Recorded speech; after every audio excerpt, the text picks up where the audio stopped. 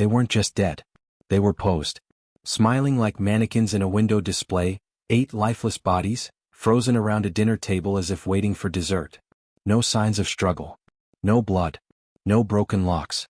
Just that terrible twisted grin stretched across every face. The house at 119 Hollow Creek Lane looked like any other neglected Victorian on the street. Weather-worn shutters, ivy snaking up the sides, a creaking porch in desperate need of paint. But unlike its neighbors, this house radiated something else. It wasn't just abandoned. It felt deliberately forgotten, as if time itself had agreed to look the other way. What unsettled the authorities most wasn't what they found inside, but the fact that the house wasn't supposed to be there at all. City records listed it as condemned in 1963 after a fire gutted most of the interior. No permit had been issued for repairs. No utility accounts were active.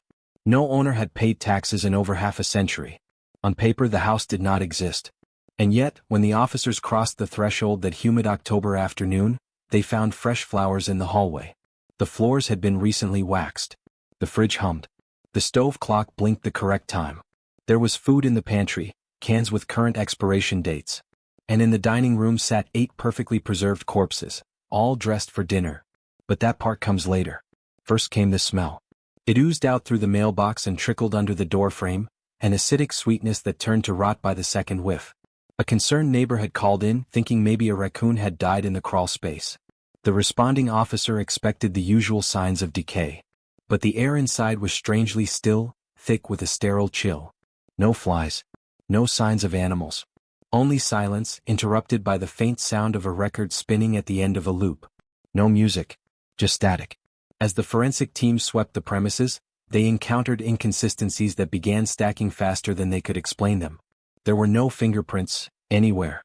Not on the doorknobs, not on the glasses of wine left on the table, not even on the invitations found in the coat pockets of the deceased. It was as if the house had been scrubbed clean by someone who knew exactly what to erase. Security footage from a nearby traffic pole showed nothing. The front door hadn't opened in weeks. But inside the oven was still warm. Dinner had been cooked, roast chicken, vegetables, and some kind of chocolate dessert. Forensics confirmed the food was only about 48 hours old. Whatever happened to the 8 people in that house, it hadn't happened long ago.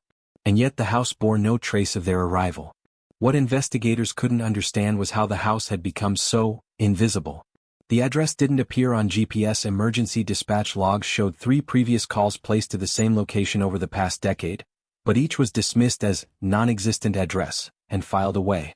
Google Street View didn't even blur the house. It skipped over it entirely. It was the kind of place that, for reasons no one could explain, slipped past the edges of perception. You didn't notice it until someone told you it was there. The deeper they dug, the weirder things got. Ownership records traced back to a company called Oryx Holdings, a real estate trust that had gone bankrupt in 1974. Yet new property taxes had been paid off in cash every 5 years, always a few days before the house was scheduled for auction. The payments came from an untraceable bank account based in Liechtenstein. When the state attempted to contact the account holder, the account closed itself within 36 hours. Inside, the details were just as disturbing. Despite the age of the structure, there was no dust. No cobwebs. Every drawer was organized. The beds were made with crisp, clean sheets, hospital corners so perfect they looked machine-made. There was a landline phone on the kitchen wall. It rang once, right as the coroner zipped up the last body bag. The officer closest to it picked up. There was only breathing. And then a faint click. They later traced the number. It was registered to a mental institution in upstate New York. Shut down in 1989. Disconnected. The phone line had no active service, no wires in the walls. In fact, there was no phone company capable of providing a landline to that neighborhood anymore. When a tech specialist was brought in to search for wireless activity, she picked up an encrypted network, unnamed, with a locked signal strength so strong it caused her equipment to glitch. It broadcasted on a frequency typically reserved for military encryption. As she moved through the house, the signal remained constant, never growing weaker or stronger even when she stood outside. It was as if the signal wasn't coming from the house, but from inside every wall, every floorboard, like the house itself was alive and listening. Investigators finally located the basement entry beneath the rug in the foyer. It was bolted shut with 4 thick iron latches. When they managed to pry it open, they expected dust and mold. What they found was concrete, newly poured. Still faintly damp. A single word had been etched into the surface before it dried: stay. One of the officers involved in the scene, a 12-year veteran, resigned the next day. He claimed he saw someone at the top of the stairs when they opened the basement. A tall figure, head cocked, smiling. But the house had already been cleared. No one else had been inside. To this day, no one can explain who maintained the house. No fingerprints, no footsteps, no hair, no signs of entry or exit. Just 8 people who should never have met, gathered for a dinner no one admits to cooking, in a house that doesn't officially exist. And somehow the house remains spotless. Locked up now. But never quiet. People say if you walk past at night, you can hear the record playing again. Only this time it isn't static. It's laughter. Faint. Echoing. And always followed by a click at the front door. As if someone inside is waiting for you to come in. They weren't friends. They weren't family. In fact, when authorities ran background checks on the 8 deceased, they were baffled to discover that not a single one had ever met the others before that night. Different ages. Different races. Different lives. Some from different countries.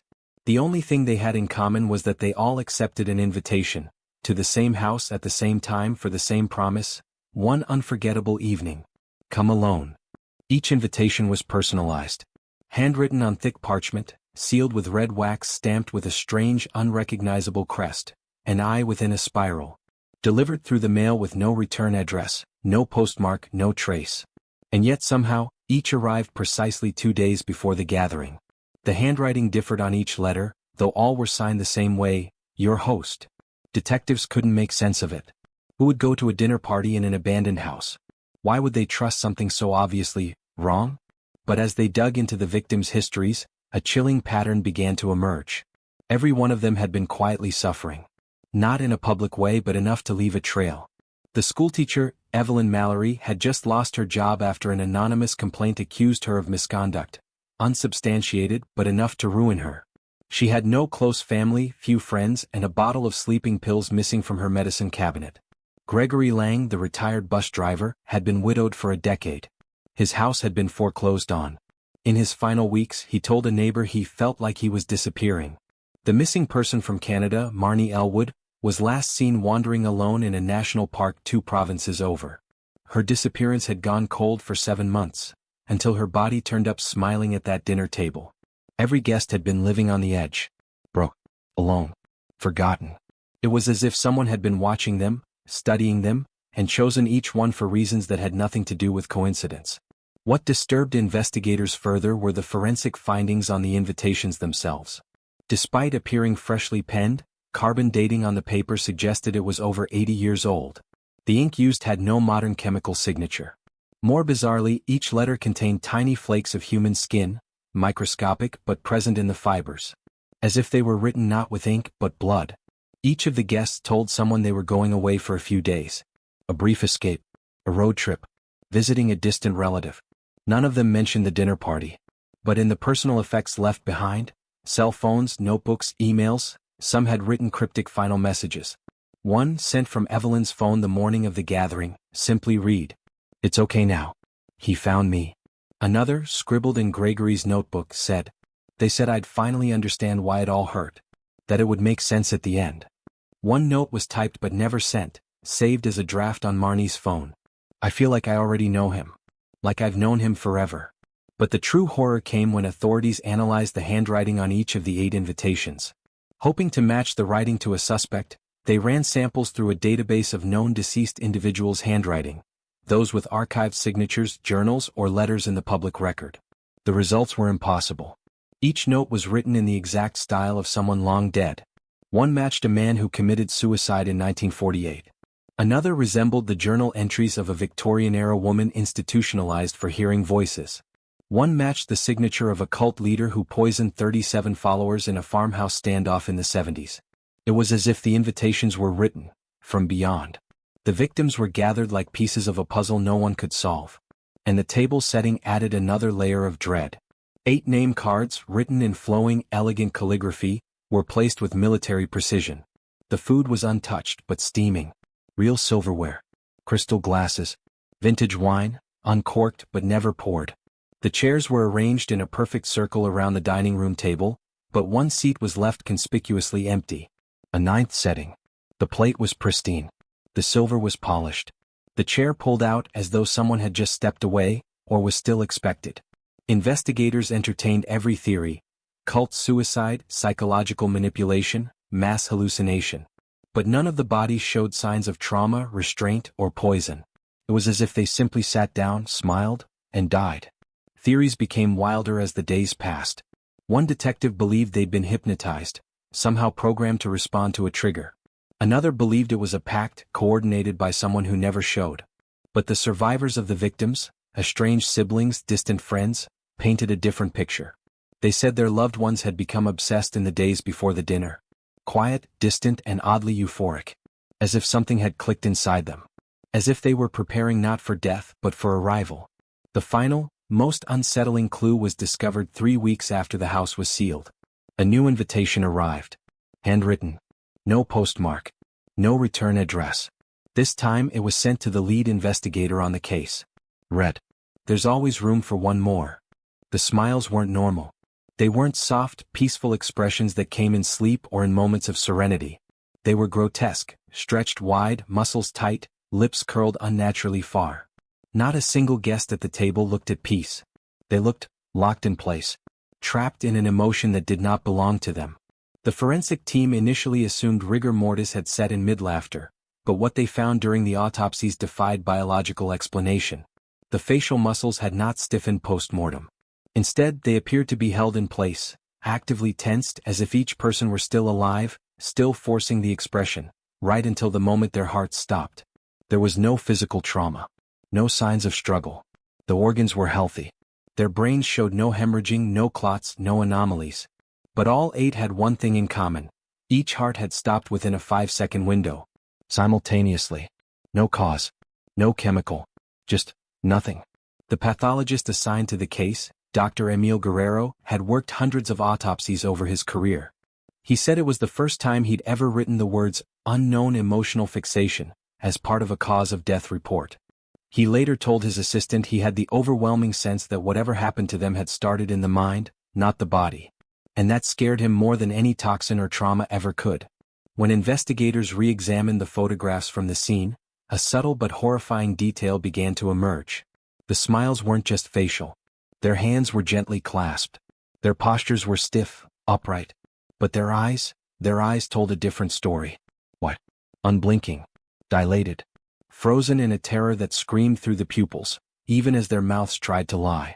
It was as if they were being forced to smile. And then there was the note. One of the guests, Marnie Elwood, the woman who'd been reported missing months before, had something clenched tightly in her right hand beneath the table. A cloth napkin partially soaked in wine. And on it, scrawled in what was later confirmed to be her own blood, were 3 chilling words. Let him in. The phrasing was eerily familiar. Investigators discovered that the exact same phrase had appeared in several historical cult documents, most notably in the journals of a fringe group from the 1930s known as the Choir of Silence. They believed in an entity they referred to only as the host, a being that did not speak but always smiled, one who knocked gently and would stay forever if you let him in. This cult had been disbanded after a mass suicide in 1939, when 10 members were found dead in a barn, all with crude smiles carved into their faces. At the time, authorities believed the wounds were self-inflicted as part of a ritual. But now, over 80 years later, 8 more people, this time with no self-inflicted injuries, sat smiling in eerie silence around a dining table, having apparently died in pure, unnatural synchronicity. Another forensic detail added to the nightmare. A toxicologist found faint electrical burns on the backs of the guests' necks, unusual, circular marks about the size of a fingertip. Too symmetrical to be from any known device. They weren't lethal. In fact, they seemed superficial. But Dr. Guerrero theorized they may have acted as stimuli, points of contact meant to trigger something deeper in the brain. As if these people had been activated. Still, that theory didn't explain the photographs found on the film roll inside the camera left sitting on a tripod across the room. There were 9 images. The first 8 were of the victims, each smiling, posed at the table from a slightly different angle. But the 9th photo was blank. A pure, distorted haze of static and shadow, as though the camera had been pulled into something it couldn't capture. Some claimed they could see the faint outline of a tall figure standing at the head of the table. Others insisted it was just artifacting. But the police photographer who developed the film had a nervous breakdown that same night. He was found hours later in his bathtub, alive but unresponsive, wearing a wide grin that doctors could not relax for nearly 48 hours. Whatever happened in that house had left behind a presence, something that lingered. Paranormal investigators brought in weeks later described sudden pressure in the chest, headaches, and overwhelming nausea just stepping past the threshold. One woman fainted and suffered a seizure when she stood where the ninth chair had been. The decision was made to seal the property indefinitely. But the damage had already spread. The lead pathologist disappeared from his home 3 weeks after the final autopsy. His security footage showed him leaving the house at exactly 3:12 a.m. No bags. No phone. Just stepping out the front door, smiling. Others connected to the case reported strange dreams.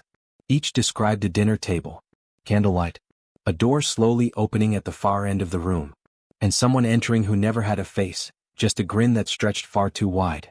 No explanation has ever satisfied the families. No one has been charged. No cause of death could ever be formally confirmed. The death certificates list a single phrase under manner of death. Undetermined, consensual? To this day no one knows who, or what, sat at the head of the table in that house. But each year, on the anniversary of the event, someone leaves a handwritten note tucked under the door. It always says the same thing. Another seat is ready. And the house waits, silent and clean just like it was found. Smiling.